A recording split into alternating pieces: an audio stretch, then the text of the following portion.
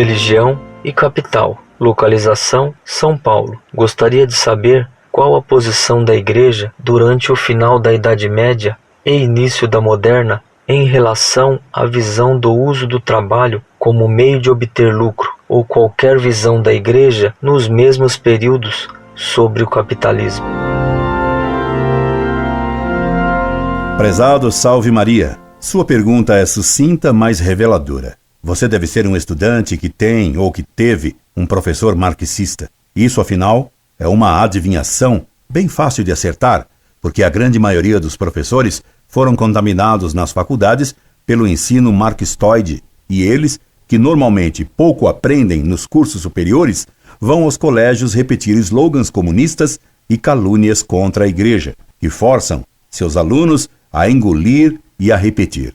Tudo, é claro, condimentado com piadas pornográficas educativas a pretexto de promover a educação sexual e garantida pela liberdade de cátedra. É assim que se prepara a massa de manobra para as futuras passeatas. E qual o ponto de sua missiva que revela a influência de professor marxista ou a pergunta posta por um tal professor? É o que você escreveu sobre o uso do trabalho para obter lucro. Nessas palavras está embutida a ideia de que todo assalariado é explorado pelo seu patrão. Essa é a tese marxista da mais-valia, pelo qual todo patrão seria um explorador. Assim, sua família, por exemplo, seria a exploradora econômica da empregada doméstica que trabalha em sua casa. Todos os operários seriam explorados por seus patrões, o que é um absurdo. Leão XIII, na famosa encíclica Rerum Novarum, e Pio XI, na 40º ano, ensinaram o contrário. Ensinou Leão XIII: o trabalho no homem tem duas características marcadas pela própria natureza, a saber, que é pessoal, porque sua força operativa é inerente à pessoa e totalmente própria daquele que a exerce e a cuja finalidade está destinado.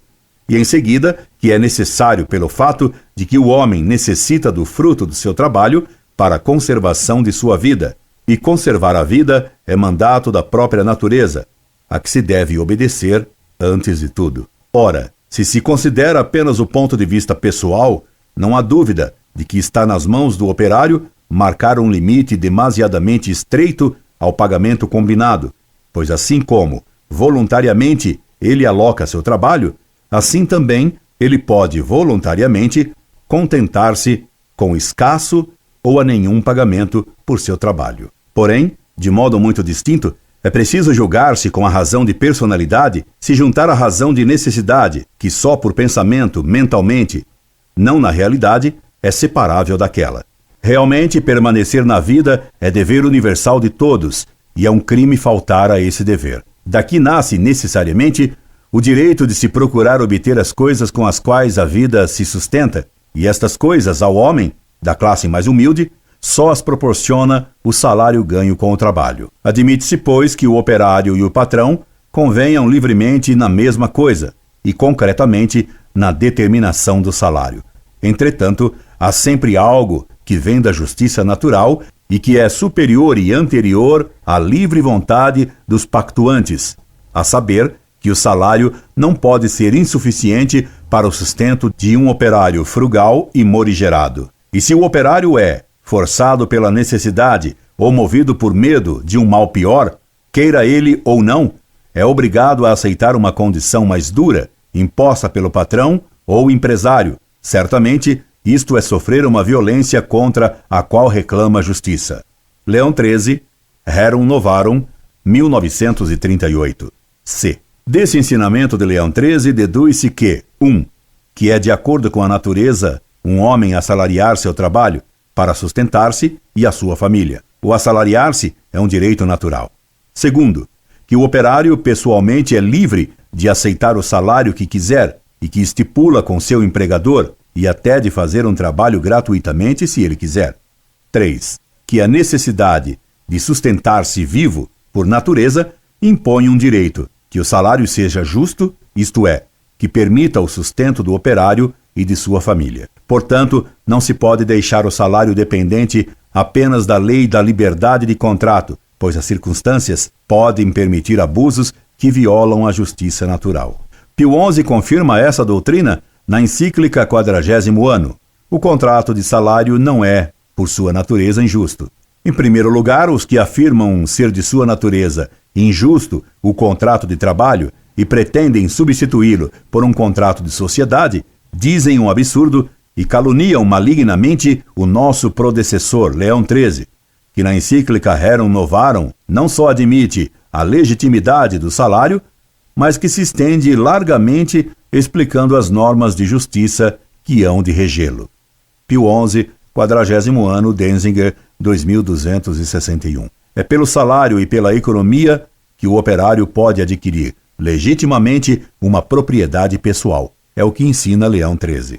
Como é fácil compreender, a razão intrínseca do trabalho empreendido por quem exerce uma arte lucrativa, o fim imediato visado pelo trabalhador é conquistar um bem que lhe pertencerá como coisa própria, porque se ele põe à disposição de outrem suas forças e sua indústria, não é evidentemente por outro motivo, senão para conseguir com que possa prover a sua sustentação e as necessidades da vida, e espera de seu trabalho não só o direito ao salário, mas ainda um direito estrito e rigoroso de usar este salário como entender. Portanto, se reduzindo as suas despesas, chegou a fazer alguma economia, e se para assegurar a sua conservação, as emprega, por exemplo, num campo, torna-se evidente que esse campo não é outra coisa senão o salário transformado.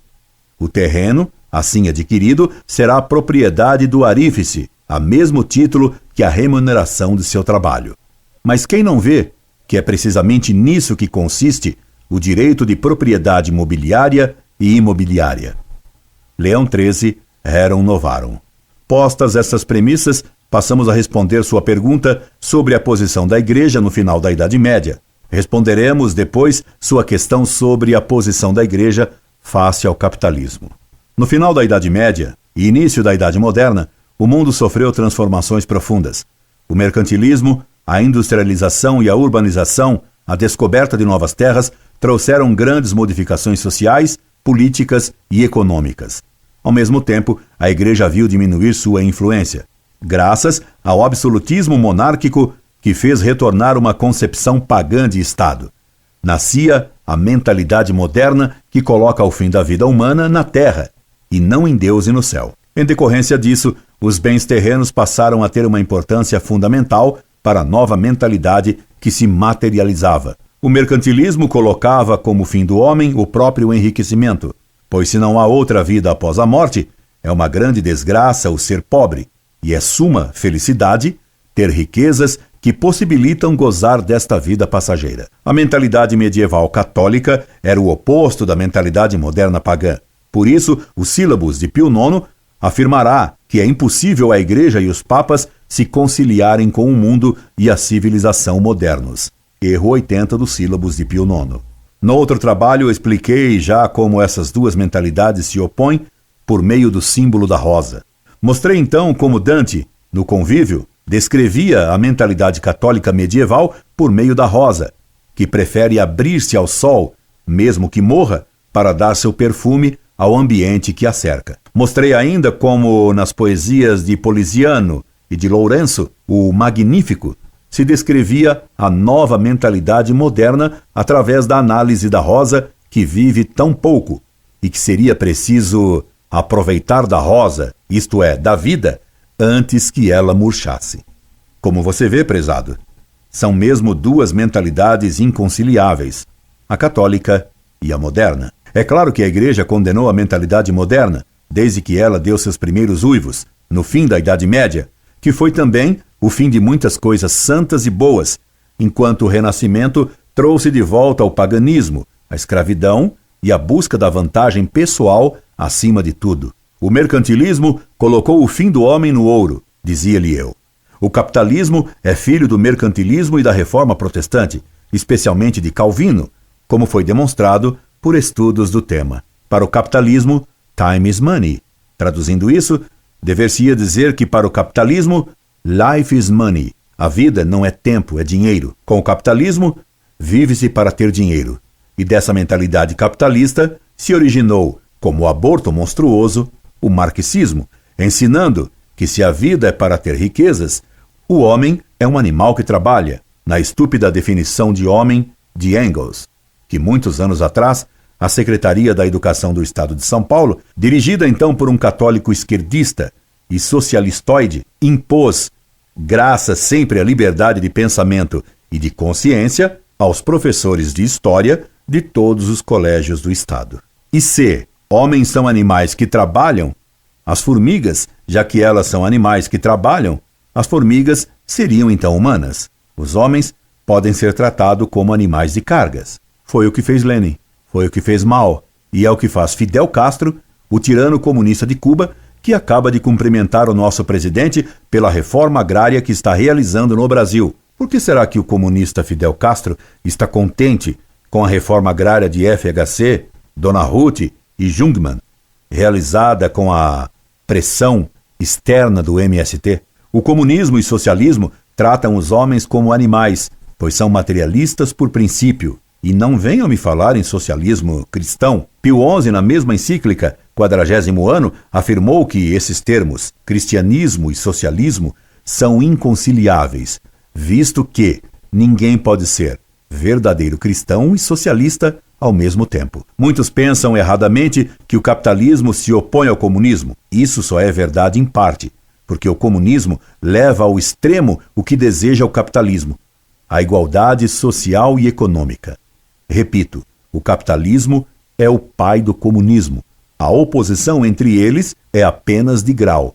Mas a doença, os princípios deles, são os mesmos. E é o que explica que tantos milionários capitalistas e tantos burgueses abastados apoiem o comunismo. Veja como sempre os Estados Unidos apoiaram, desde o princípio, os grandes acontecimentos que se deram na Rússia. Em 1917, como disse um presidente capitalista dos States, repare a política seguida por Roosevelt na Segunda Guerra Mundial. Aqui mesmo no Brasil, temos um senador infeliz que tem um nome de família milionária e que, na medida em que ele pensa, é marxistoide. E sua ex-esposa, idem. Erram então os que pensam que a igreja apoia o socialismo, em que pesem as ideias heréticas do Frei Beto e do ex-Frei Boff. Erram os que pensam também que a igreja apoia o capitalismo sem nenhuma restrição.